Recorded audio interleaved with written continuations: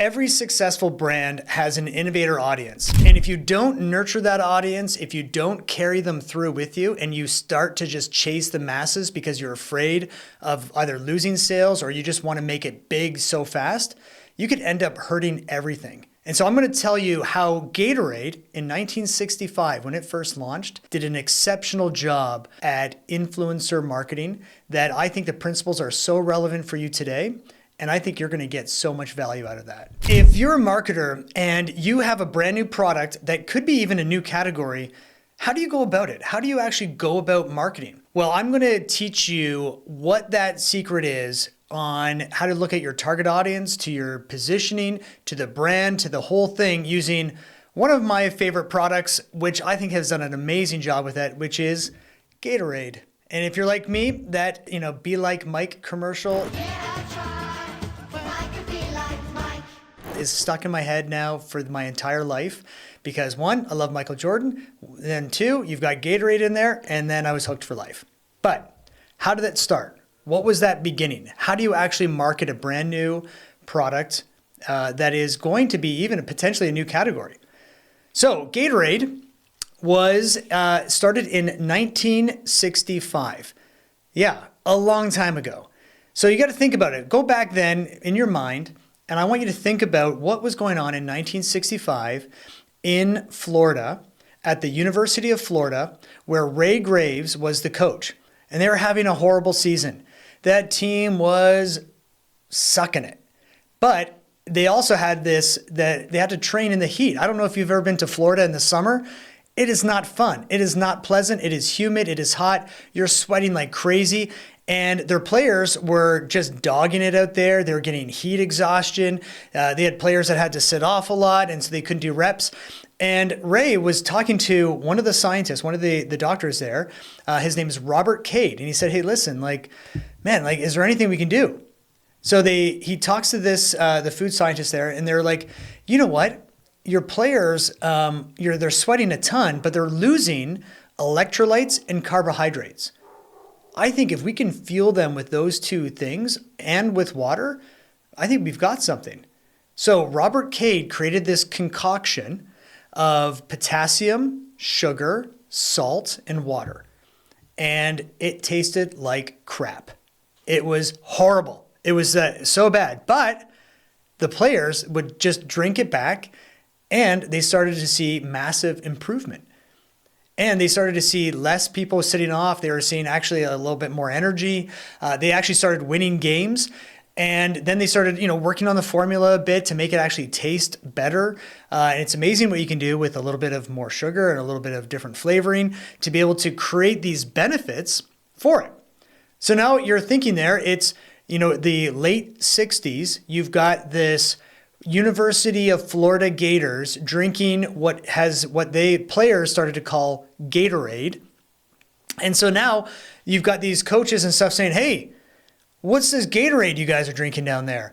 So they started to actually use this as more of an athletic medical drink that they would then send to other football teams and other trainers. And so they used the influence of the coaches and the training staff to get players to want to drink this.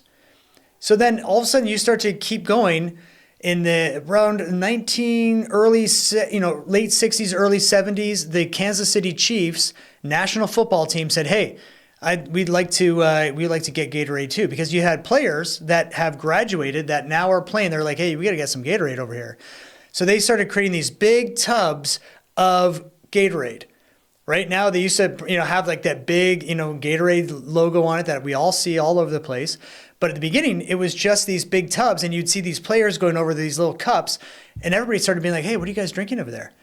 Oh, it's this new thing. It's called Gatorade.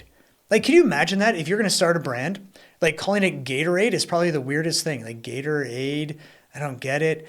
And this is it. So now when we're looking at this system, you start going there in 1980s, come around, it becomes the official drink of the NFL. It starts to move into other sports. 1983, Quaker Oats purchases Gatorade for a lot of money. And then not long after that, PepsiCo buys Quaker Oats. They get the Gatorade brand. They start building it out.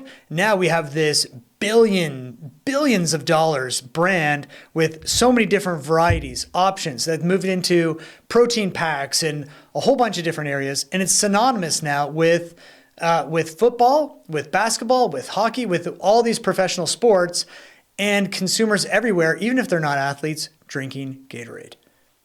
So what is the secret formula? Well, there is a sociology graph called the Law of Diffusion of Innovation. And it was by Everett Rogers in the 1962. And he had this theory of, well, how do new ideas get into the actual market? And so there's 5 kind of ways that they do this. And there's audiences. When you first launch, there's an innovator audience. Then it moves into the early adopters. Then you've got the early majority, the late majority, and finally at the very end, the laggards. So anytime that you're starting a new product or you're starting a potential new category, your target audience is going to be really tight. It's a very niche audience, and it's going to be what we call the innovators, people who are willing to try new things. If you know me, one of my favorite authors is Malcolm Gladwell, and he wrote The Tipping Point, even The Tipping Point Revisited, which he talks about this audience called the mavens, which is actually, if you overlay it with this graph, it is the innovator audience. These are the people that are subject matter experts. They really know what they're talking about, or they really need something from a professional standpoint. So looking at the example with Gatorade, the actual football players and the trainers, they were invested in this solution to that need. And so they were the innovators of that time. They were willing to try something new that tasted like garbage, that was kind of backed because they had this need and they wanted to fill it. And so with your product, you're going to have to really look at, well, who is our innovator audience? And you can't just jump to the mainstream. You have to go through this progression, because if you try to jump, you actually won't have the credibility. You won't actually have the word of mouth that is going to sustain you when you grow. So you really want to find out, well, who is this audience? Who's going to give us the most credibility? And it's the audience that uses your product for a benefit that they need and they rely on even professionally. That's why I think sometimes, like when you have a celebrity endorsement that is, that doesn't really mean anything, like insurance or clothing or something that they don't even need. And you're like, well, why is that person even doing that? It doesn't make any sense. And I feel like that endorsement strategy for me doesn't really work. It's not credible. It doesn't actually reinforce the benefits of the brand. I think target audience, like consumers now, see right through that. Even influencers that we see on social media all the time. I'm like, are you really using this product? You can sniff it out in a second and people know you're just doing that for money, blah, right? But if you're a professional athlete and you're saying, man, I drink Gatorade now like all the time because it actually helps me perform better and this is what I do, you're gonna listen to them and you're gonna be like, oh yeah, I want to perform really well. Oh, it's helping them, I'll do that. So that innovator audience is really important to start to move through. And so you can see what Gatorade did is that they had a slow progression moving from the innovator audience into that early majority. So you can see other sports teams, you can start to see maybe other athletes, and then the early majority of people, which is like more the masses. Then you get your more amateur athletes and people who just want to be healthy. And then you get into that late majority where your market share is really growing, your category is growing. And then finally the laggards, these are people that you're not an athlete at all. You're probably just drinking it because it tastes good, but I'm telling you, you're not getting any benefit out of it. But hey, you're buying it, that's fine. So, but what you want to do now as a marketer is you have to be able to foster that environment and make sure that your language and everything doesn't get too watered down. And I see this a lot is that when we launch, it's this niche audience where it's a premium position potentially, or it's positioned to a certain audience for a certain need. And the tendency is to want to open up to the masses too early, where you want to make sure like, no, this is for everybody. It's delicious. Like anybody can drink it for anything you want to do, because you're scared of losing a sale. And that is really important, because I've seen this where the thought and the fear of maybe losing a sale because, I don't want to be too, focused. Well, what you end up doing is you actually end up you end up ruining it for the actual innovators who are like, no, like, oh, I thought it was something it's not. And your credibility could erode very quickly. from that. Or you just start to then open it up too fast, and then nobody really knows what's the clear benefit and who are my role models that I'm actually looking at this from. And it becomes so watered down, it becomes commoditized, and you're going to lose your position in the market. So really make sure that whatever that innovator audience, you really know that need state, and then you be able to carry that through to each of that growth stages that we talk about in CPG brand building. Is you want to move through distribution, move through your language in a very systematic way from it. So don't get way ahead of yourself.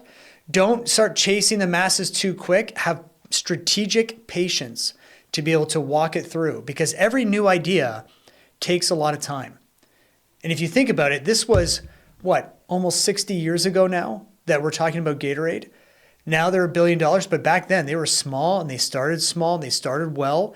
You have to have patience to be able to grow with it. So don't just throw big money at it to try to blow it out.